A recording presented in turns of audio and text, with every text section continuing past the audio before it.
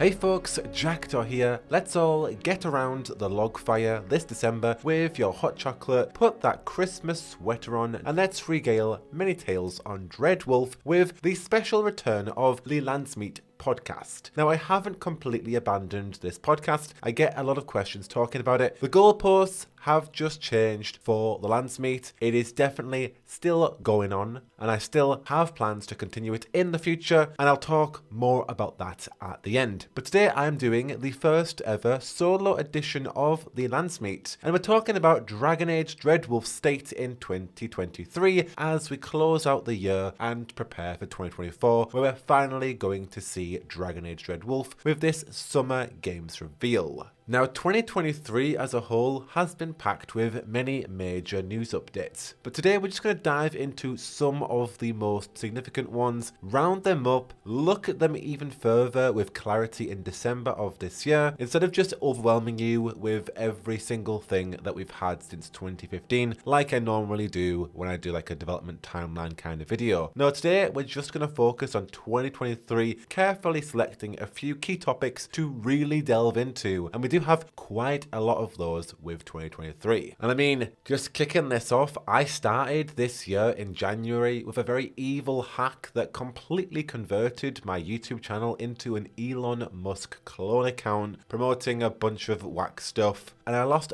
quite a decent amount of subscribers, obviously understandably why, but fortunately I was able to recover everything by February of 2023. But yeah, that was quite the start to the year. But first off, in the world of Dreadwolf, we're going to explore the first major bit of news, which was the departure of BioWare veteran Mac Walters, who played a crucial role in Dragon Age Dreadwolf. And this major news hit at the end of January, while my channel was currently hit by this hack. But to some regard, it did set the tone for the year. Not as drastic as it sounds, but you know, some regard, it kind of has. So, kicking into this, Eurogamer reported at the end of January that Mac Walters, a BioWare veteran of 19 years, had officially left the studio. Now, Mac Walters is more prominently known for his work on the Mass Effect franchise. As previous to Dreadwolf, he had worked on the Legendary Edition of Mass Effect, and he'd also worked on Andromeda even before that, as well as, of course, the original trilogy. But for Dreadwolf, Mac served as the production director for DAD, following a restructuring which was prompted by Christian Daly's departure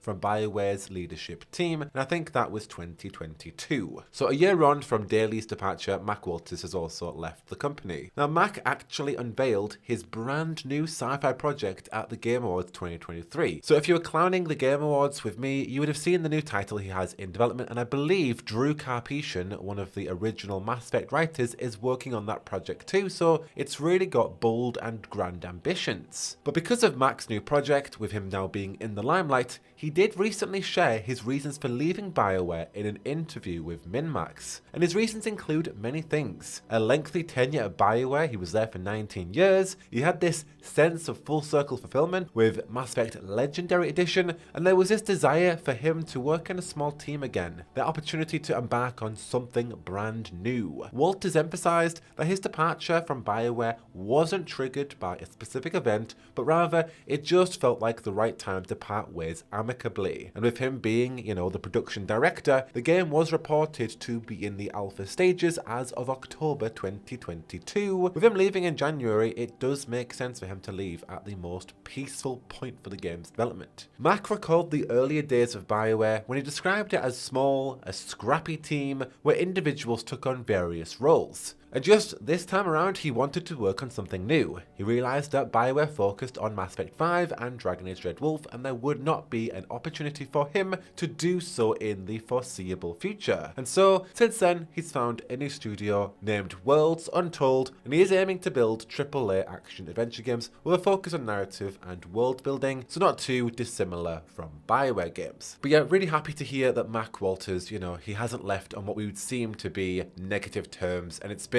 at least for him, a decent ending to his tenure at BioWare. I believe Mark Darrah, who we'll talk about later on, did say that he felt it was the best, most amicable time for him to leave the company as well, and so did Fernando Mello when he left in 2019. So at least these developers who are leaving the project voluntarily are leaving at the most least concerning point of development. Now, moving on to what I would say is one of the biggest Dragon Age stories of the year is a proper leak of Dreadwolf. And this came from Insider Gaming, then backed up by a playtester. But this Insider Gaming report by Tom Henderson suggested that originally Dragon Age Dreadwolf, and this being in February 2023, its release may be further away than previously rumoured, and the initial rumour has been 2023 to any point April 2024, and apparently now it's set further than April 2024, which of course we definitely know to be true now. Now, development of Dragon Age began in 2015 and it has since undergone significant changes over its 8-year span with no official release from EA. Previous rumours, according to this article, speculated at a 2023 release, but new information hinted that that was a way too optimistic timeline. Knowledgeable sources revealed that the game lacked features, completed character lines, and remnants of its past design that abruptly shifted in early 2021 when the game was made into a single-player experience from its planned live service multiplayer element thing that Jason Schreier reported on back in 2021. Some multiplayer components had still felt sensed in the current alpha build, with a hub reminiscent of Destiny where players could regroup. Despite the shift, the hub retained a vital role in Dreadwolf's single-player format. The gameplay loop involves recruiting and growing a crew through missions, populating the hub where equipment and modifications are provided. Movement between the hubs and the missions is facilitated through a mirrored portal, i.e. the Alluvia network. So somehow the hero is going to get Solas's Alluvia network. Who knows how though? Combat resembles a hack and slash akin to Final Fantasy 15, which still hasn't really kind of been talked about since this leak. And currently players cannot control their party members' actions in combat. With the missing voice lines and the placeholder text, it indicated a potential release delay to 2024 or even later. Insider Gaming couldn't collaborate any details, but they will report further if any additional sources emerge, and none of them did. And EA did not comment for response upon this report. Now, before I share my thoughts on the leak as a whole, we then have the article sparking a Dragon Age Dreadwolf playtester to just fully spill the beans on their own Reddit post on the Dragon Age subreddit. So the playtester shared bits of gameplay and screenshots which had a dungeon or a segment set within the Grey Warden's headquarters, Fortress Weishaupt. The video remains private at the request of probably BioWare, who straight up told them, how dare you even leak this? But people were still able to grab screenshots and tear segments of this video apart. The leaker goes on to describe that the footage they see is in alpha, lacking some details and with missing textures. The skybox makes it appear as if the fortress is underground, possibly indicating an unfinished world event. And going through the entirety of the leak and what this person has put in the Reddit form, the alpha footage featured a male elf Grey Warden character. The player was an elvish knight class equipped with a sword and shield. 2 party members, another knight and a female dwarf rogue, were present, possibly as placeholders or companions. Now, Fortress Weishaupt is under attack by Darkspawn infused with red lyrium. That's the Darkspawn being infused with red lyrium, so clearly showcasing new enemy foes. The objective of this mission was to reach the library while dealing with a dragon which caused environmental hazards. The gameplay ends when the player faces the dragon, intending to chain it up. Combat is in real time and resembles a hack and slash style, more so inspired by God of War rather than Final Fantasy. The player has a combo attack, abilities, and a special move generated by a special bar, hence the God of War inspiration.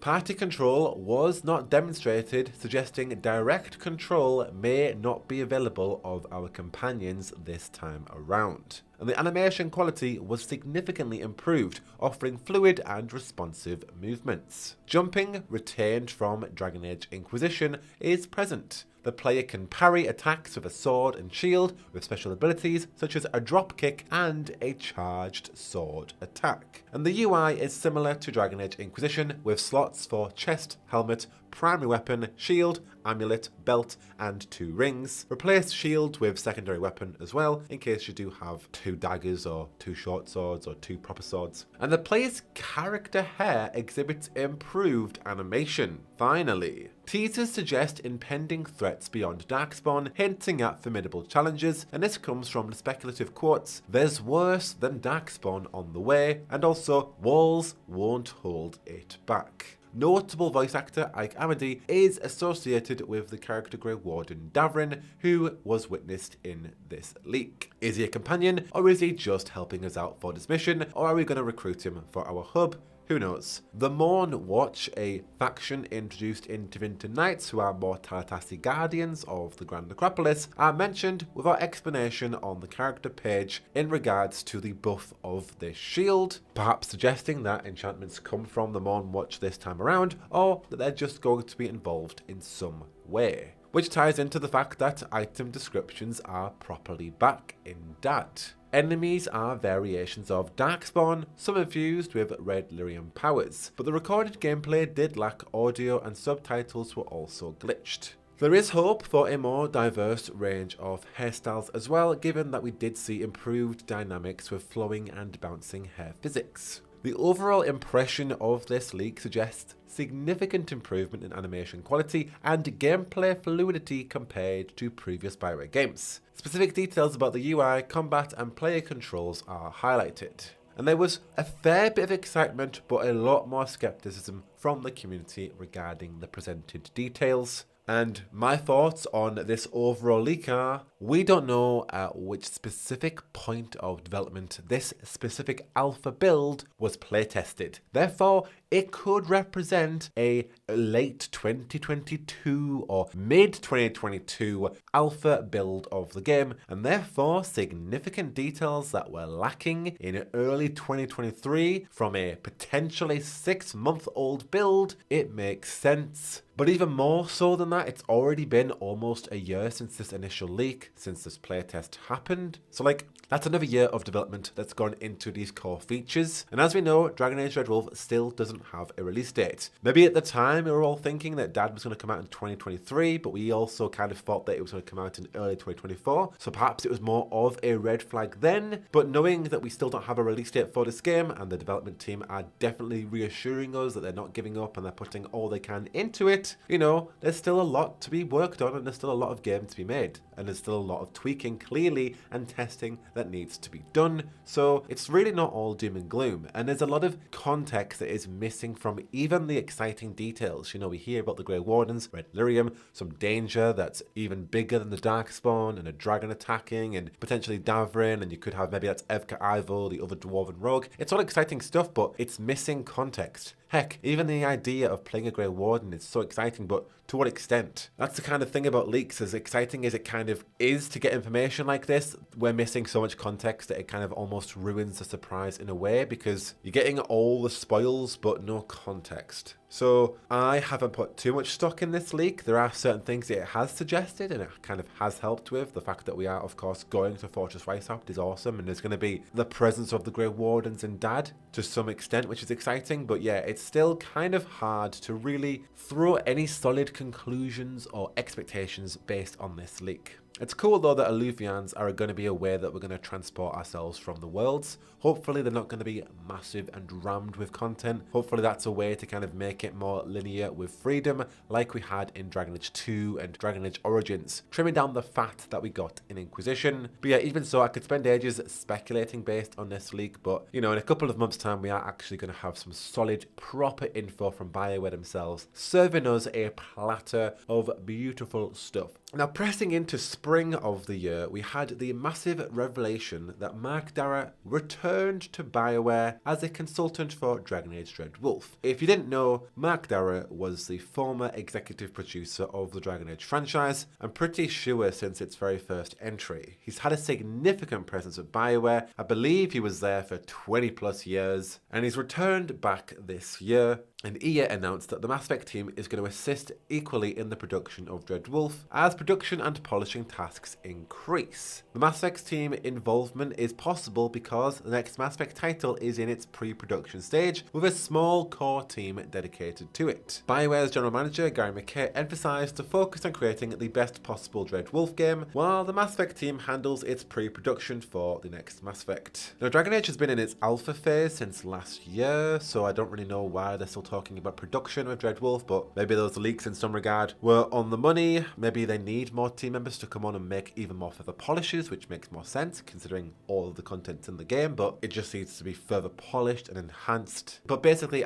BioWare and EA are throwing everything, the entire kitchen sink at Dreadwolf to ensure that this game comes out and it is a polished title, unlike the previous releases from BioWare. In addition, EA has a history using other teams to meet their deadlines, citing Criterion's assistance with shipping Battlefield, which in some degree didn't really help because the moment Battlefield did release, it was still a gigantic flop, so I'm not trying to find the negativity in that statement, it just, hasn't always helped. And this is the exact thing that happened with Dragon Age Dreadwolf's initial Joplin project iteration, where it was all good and that team was in its pre-production and they were really excited to make that project, and oh, Mass Effect Andromeda's on fire. Okay, right, well, the excited team who are really so thrilled to be making this next heist-based single-player Dragon Age game following on from Inquisition, oh, they now have to go fix a mess with Andromeda. And then they go back to working on their exciting project, and oh, a couple months later, oh, can you now go back? Actually, you know what? Forget that really, really exciting project you were going to make that was going to be single-player and heists into Winter and all this exciting stuff. No, scrap that. You're going to make a multiplayer live service entry when you come back after fixing Anthem. So I'm just saying, while EA is trying to make light of this, this is exactly what has happened with BioWare. And while yes, Mass Effect is still in its pre-production phase, hopefully, that doesn't end up for its worst, and hopefully the developers who are moving on to that team are excited about Dreadwolf and are looking forward to working on it and polishing it up, instead of going from one car crash to the next. Now, Mark Darrah specifically, as the former developer and executive producer of the Dragon Age IP, with his return as a consultant, he's there to emphasize the connection between the next Dragon Age and the franchise's legacy, maintaining it and respecting it, ensuring that the vision of the beloved franchise is executed correctly, working alongside the current BioWare team members, Corinne Bush, Benoit Houle, John Epler, Maciej Krowski, and the rest of their SLT. Meanwhile, the next Mass Effect game continues its pre-production work with Mike Gamble at the helm. I did take this at the time as a positive update because it does show that again BioWare are throwing the kitchen sink to get everything right, even by literally recruiting the previous executive producer of the Dragon Age games to ensure that that legacy is maintained and everything that makes a Dragon Age game is holistic and integral to Dreadwolf, and we're going to talk more about that later on because Mark Darrah and Corinne Bush did create the Dragon Age A Day blog, so it does show that Mark Darrah is still currently there as a consultant at BioWare, and he knows what is integral to Dragon Age as a franchise, he knows what players want, he knows what makes it shine, and so it's great that he is at the studio still right now, but equally, EA and BioWare are very much throwing all they can at Dreadwolf, which is in a twisted regard very much contrasted to the next update, which is EA laying off 6% of their overall staff, that being an overall whopping 50 staff members from the BioWare team. This announcement was made on August 23rd, and it was a decision from EA itself to restructure BioWare in order for the entire company to meet the needs of its upcoming titles. And this shift was towards a more agile and focused studio, which is crucial to meet the upcoming demands of the projects that they're creating to maintain high quality standards in the ever-evolving industry of video games. By the way, I'm not taking the mick of the fact that the video games industry is ever evolving. It's just ever evolving to me is such a broad blank canvas statement that I always see generated by ChatGPT. So it's like, what do you mean when you say ever evolving? Can you not be more specific than that? To what regard do BioWare need to evolve? Can you give us more detail on what you mean by it? Just a little bit of context, Anyway, EA and BioWare's goal is to be able to have quick iteration, unlock creativity, and establish a clear vision before development ramps up. And so approximately 50 BioWare developers were laid off, consequently having much concern among fans and just the impact of game development as a whole in the entire industry. Many of us have expressed our disappointment and worry on social media, particularly concerning the high profile departures and also the previous delays of Dreadwolf's development already. I saw this on Kotaku, but Shut Your Big Bazoo on Twitter said, "You don't let people go with big name games in production." And also Mr. Everything on Twitter said, "Tell Gary McKay that Dragon Age and Mass Effect shouldn't be named as such going forward if you're laying off the great individuals who helped put them together, and I couldn't say it better myself." Dreadwolf isn't even out yet, and you've already sacked a bunch of the creative team who have been at the core of the Dragon Age IP. Equally, these mass layoffs followed a wave of layoffs in June 2022 when BioWare outsourced the development of Star Wars: The Old Republic to Broadsword Studio. So really, it's just becoming a trend at EA and BioWare to just sack a bunch of their team off, which is disappointing and worrying. We always say that BioWare isn't going to have the same fate as previously beloved studios, like what's happened with the Dead Space studio and the original Battlefront studio. I forget their names right now, I think it's Pandemic Games. Yeah, it's happening right before our eyes. And I'm not trying to sound like a conspiracy theorist, like the end is nigh, but literally when they are sacking so many high-profile developers, and this is a cycle that they're constantly doing, and they're justifying it by saying that they're like,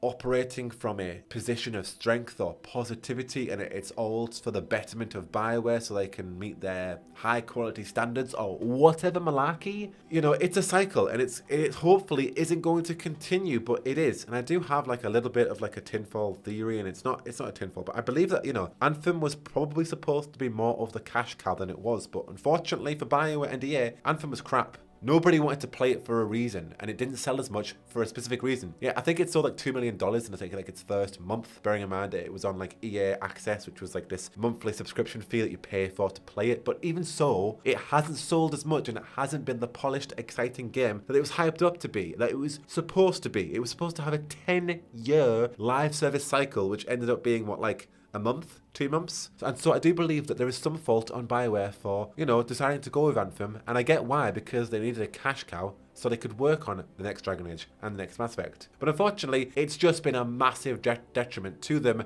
and they really shouldn't have done that. And that is all on BioWare, because EA gave BioWare the free rein to do what they wanted to do. But yes, go back to my original point, BioWare didn't have enough money to fund their entire projects, and since then they have now been having mass layoffs, even though EA has been earning I believe their profits have been up. But I suppose that's because they just keep on laying off lots of staff, so no wonder they're going to have a higher net profit. But anyway, moving on, because you can sense my pessimism towards EA and just the negative landscape of layoffs as a whole. At this current point, Dragon Age Dreadwolf, no Mass Effect had a release date, and there wasn't really even a release window besides Jeff Grubb's leaked reports and guessing based on earnings calls. The reorganisation of BioWare and EA coincided with open rules and other EA studios providing impacted employees with internal opportunities should they want to stay at the studio that had just laid them off. And apparently there was a bunch of professional resources and assistance provided to the staff affected by this transition. Ultimately, the long-term vision focus on creating exceptional story-driven single-player experiences, balancing current needs, i.e. Dragon Age Dreadwolf, with future projects, the next Mass Effect, is able to be met now. Apparently, development on Dreadwolf remains unwavering, with a dedicated team striving to ensure it lives up to the Dragon Age legacy, and there is confidence that there is ample time to make Dreadwolf reach its full potential. Each member of the Dragon Age team, even those who were departing or have been departed, acknowledged their contribution to crafting a spectacular gaming experience and their excitement for Dad. There's apparently pride in the collective work of colleagues and friends, and despite the challenges, changes are being made to build a brighter future. Now, the reason you can sense even more pessimism in my voice is because I do not believe these words at all. And that comes down to the several BioWare developers who have since taken to Twitter to announce their departures, following these recent layoffs, and have since sued BioWare and EA for severance pay, and EA have refused to give them fair severance pay despite their pride in the collective work of their former co-workers, and despite the fact that changes are being made for a better future, and despite the fact that professional resources and assistance has been provided to support the affected staff during the transition. Yet no, BioWare and EA were like, nope, we're not going to pay our staff fairly, and so you're going to have to take us to court, and that is exactly what is happening. And I believe there are 7 former BioWare employees who are still fighting for severance and are taking BioWare to court for that, but the ones who I have noticed who were laid off were producer Renata Cronin, narrative programmer Tim Griffith, John Renesh, the Foundation technical director, Brian Keeley, a manager, and writers Mary Kirby and writer Lucas Johnson.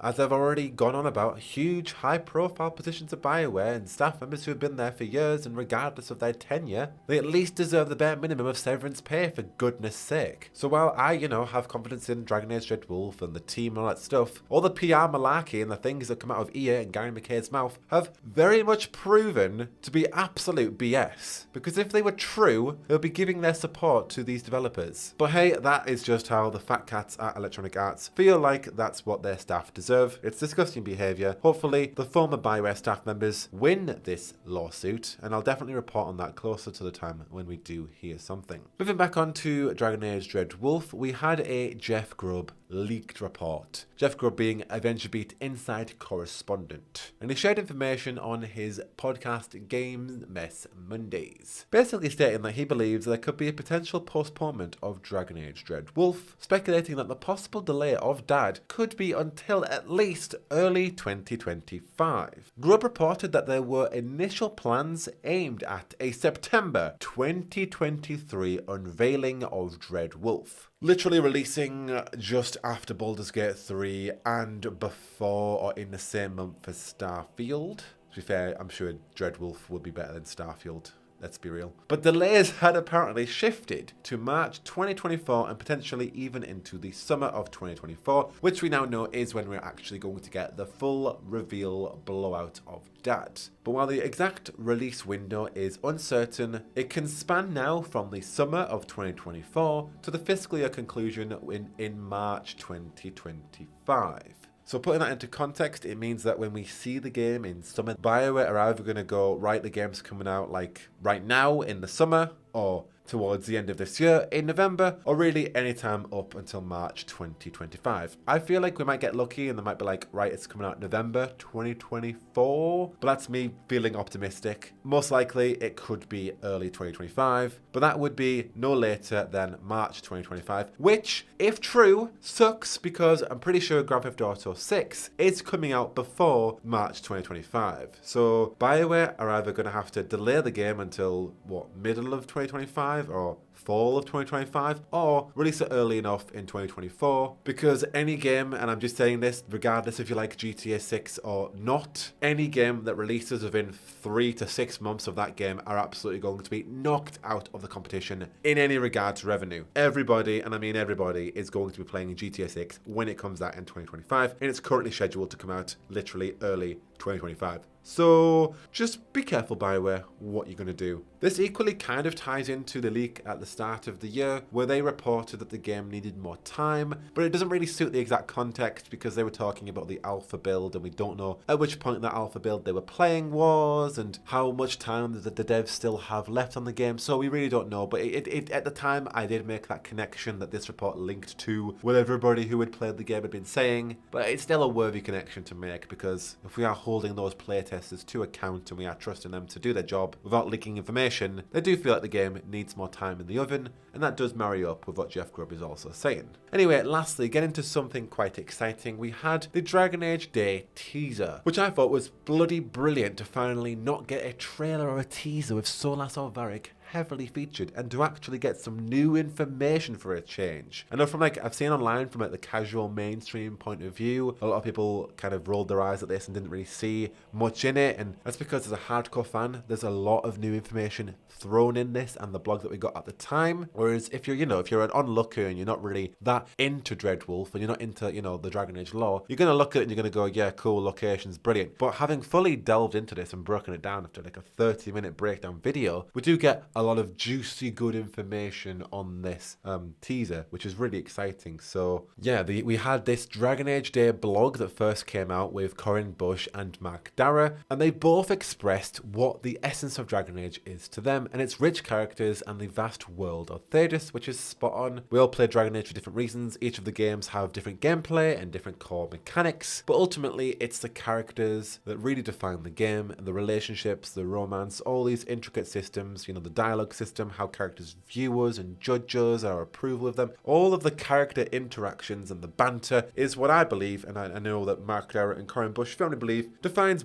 Dragon Age games. and BioWare probably as a whole. And they promise this time around we're going to have a fresh narrative with new characters and also hinting at a return of familiar faces, and I fundamentally believe that's going to be the Inquisitor, absolutely right. Who else do I think could we see again? Dorian for sure, the Divine in some regard potentially, Scout Harding has to come back, Varric is apparently coming back, obviously Solas, it'd be cool to see Zevran, Josephine Montilier, Isabella, be brilliant to see, especially if we're going to Ravane. The guy from the Black Emporium, that dude, you know his name. Shreuples 2.0 would be brilliant to see. Hawk, I think, could make some sense, and whoever the Grey Warden was for you in Inquisition. So that could be Stroud, Alistair, Loghain. Yeah, kind of a bunch of people really. Cassandra, Vivienne, Liliana, depending on who was Divine. Quite a few people. Sten, I've already made a separate video, but just giving you my honest, quick thoughts on that. That's what I think. Now, BioWare acknowledged the Dragon Age community's significance and what Dragon Age means to them, and they assure us fans that the team is taking their time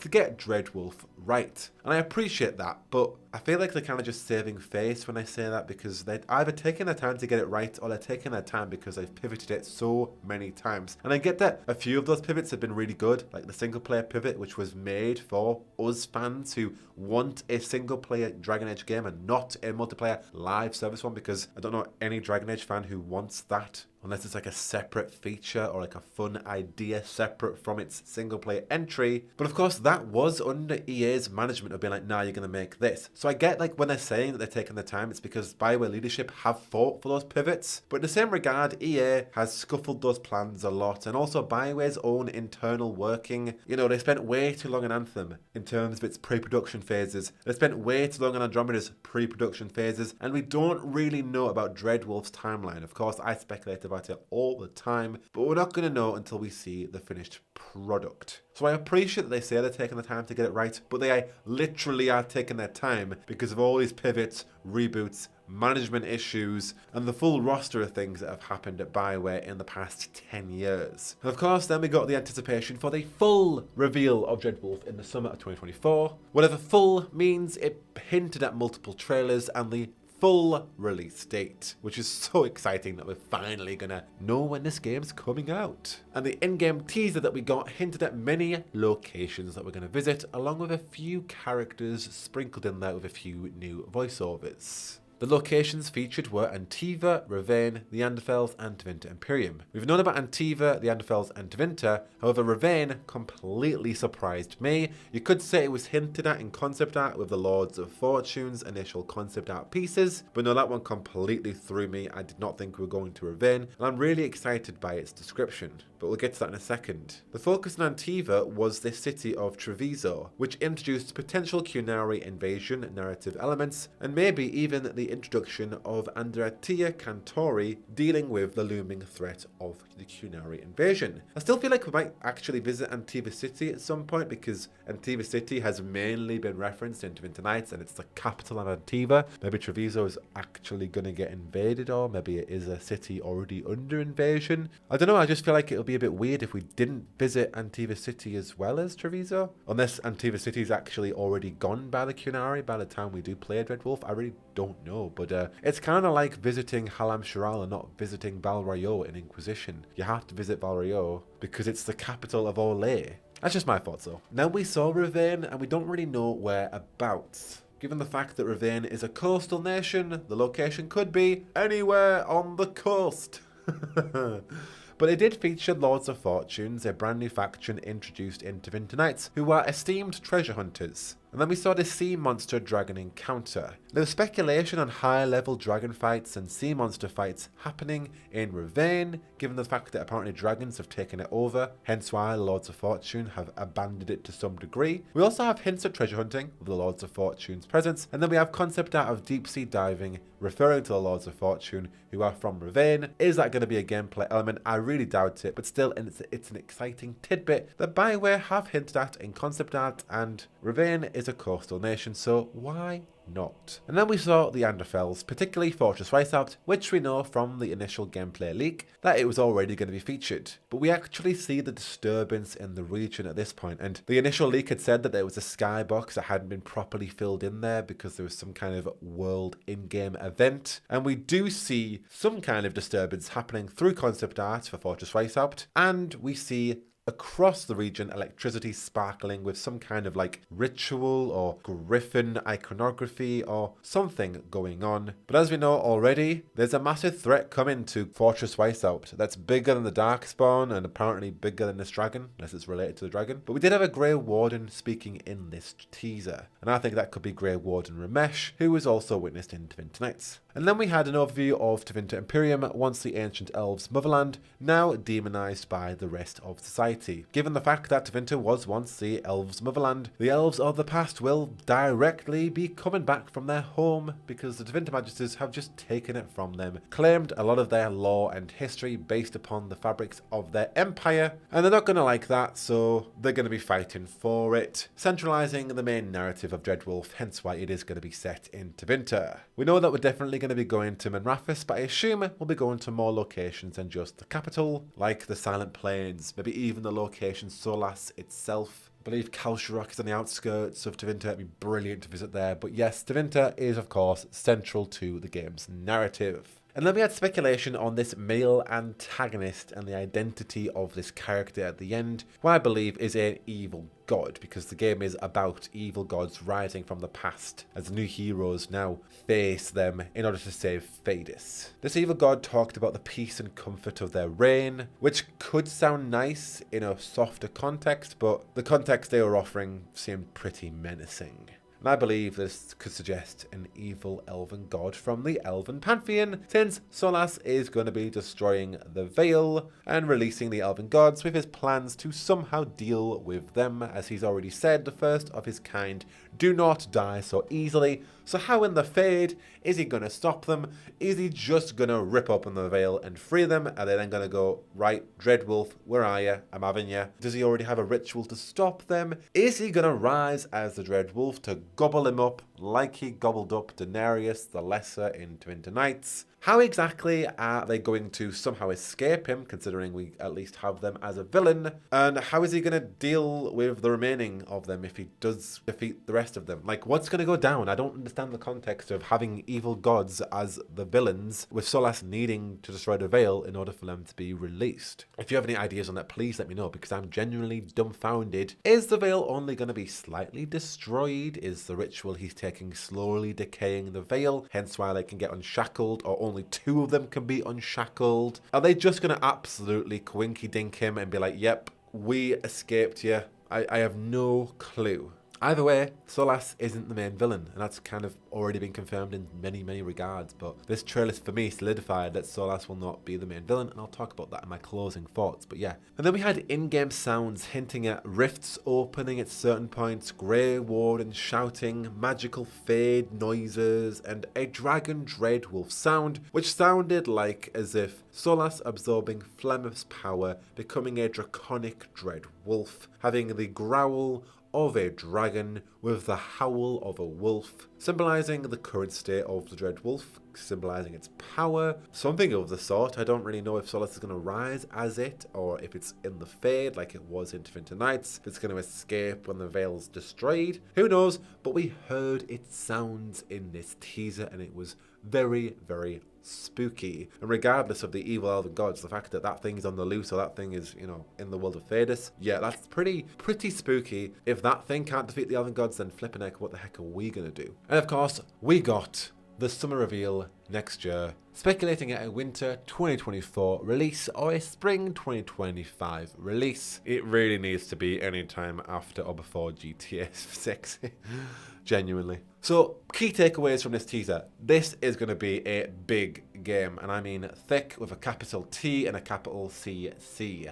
But keep the HI lowercase. I've already speculated in the past when breaking down the Gamescom behind the scenes concept art, production, teaser, trailer, thingamajig, whatever you want to call that. And there were so many conceptual art pieces that hinted at many locations in this game. From Manrathis to the Isle of Anthoris, to Dwarven Tigers and the Deep Roads, to the Grand Necropolis in Navarra, to Antiva City, and now Treviso, and now Ravane, and now the Grey Warden Fortress Weishaupt in the Anderfels.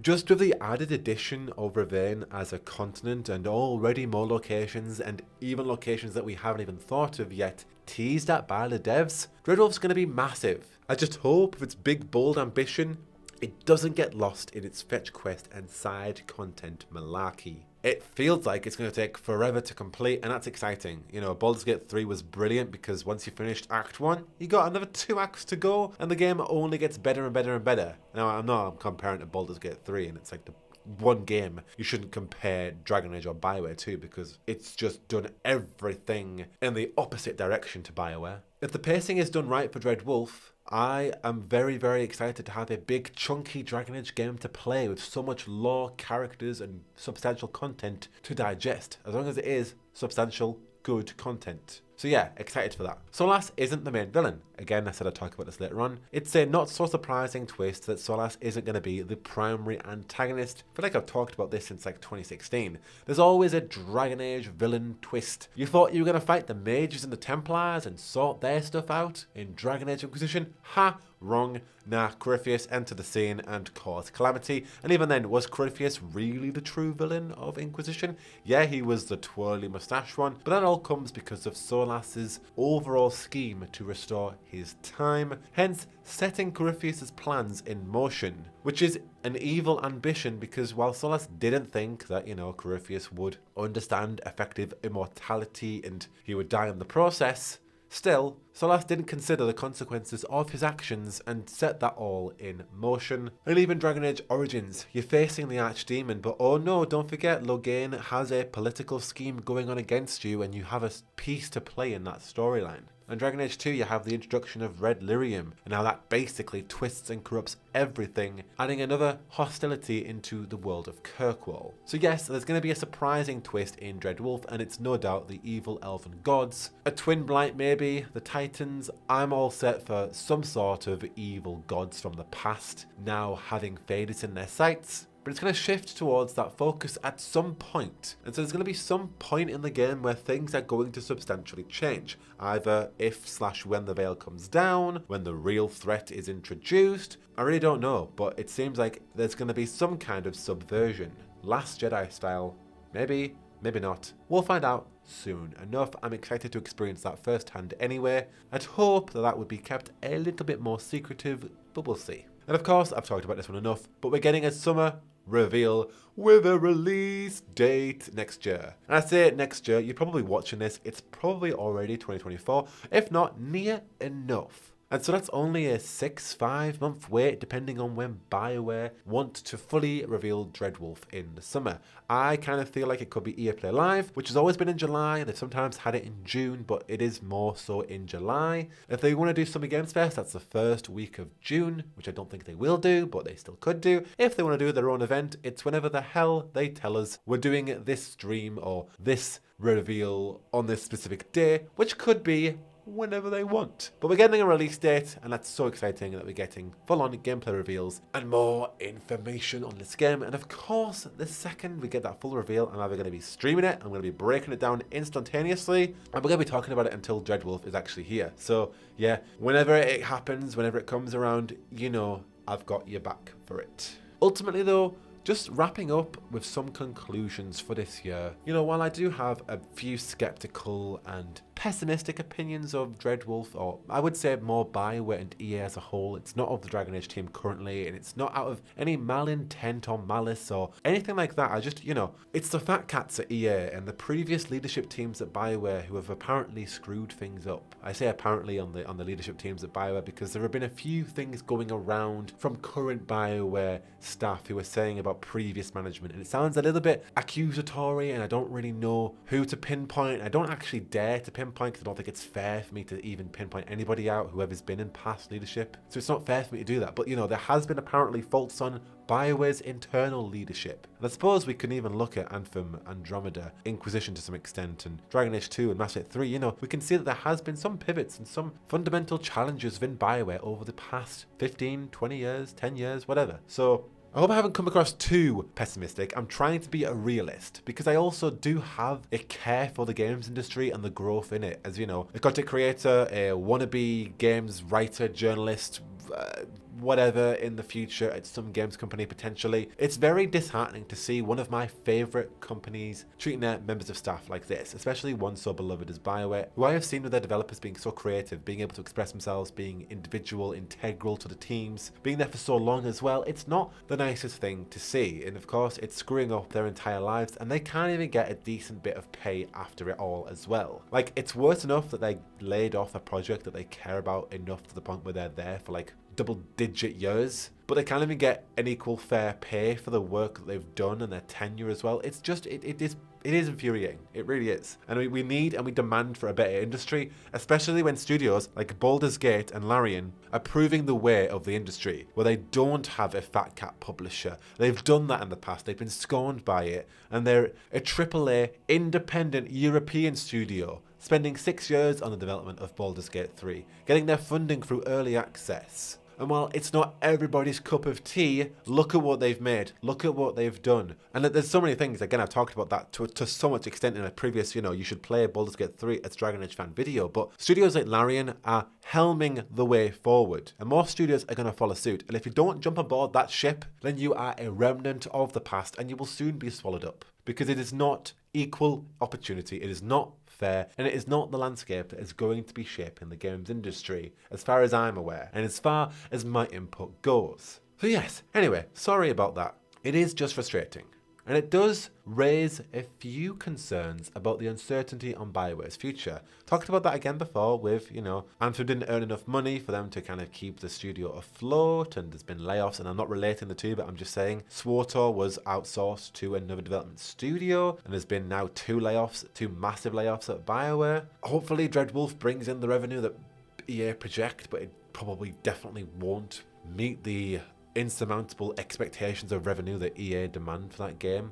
But I do hope that, Dreadwolf is financially viable for BioWare's sake and the team's sake. But of course, in order for it to be financially viable, it's got to be a decent game. So there have been challenges, and there is a worry about the uncertainty of the future. If we're thinking about the definition of insanity, it's when you do the same thing over and over again and expect a different result. BioWare spends so long in pre-production but not enough time on production. BioWare have issues with their management. BioWare crunch their developers. BioWare keep on marketing their games way too early, and we keep on saying it's okay, but no, it's not. So we need to call a spade when it's a spade. Hold BioWare to account amid their repeated challenges and obstacles, and equally just give them the time they need to polish up Dreadwolf in its alpha stage. But no, I am excited for Dreadwolf. I do think, that Dragon Age Day teaser has enlightened me, and it's got me excited for new content. And ending on a positive note, we are going to actually be getting BioWare news soon, BioWare fans. Very, very soon. I'm still contemplating if I should dress up as a clown just for old time's sake at this BioWare Dreadwolf reveal.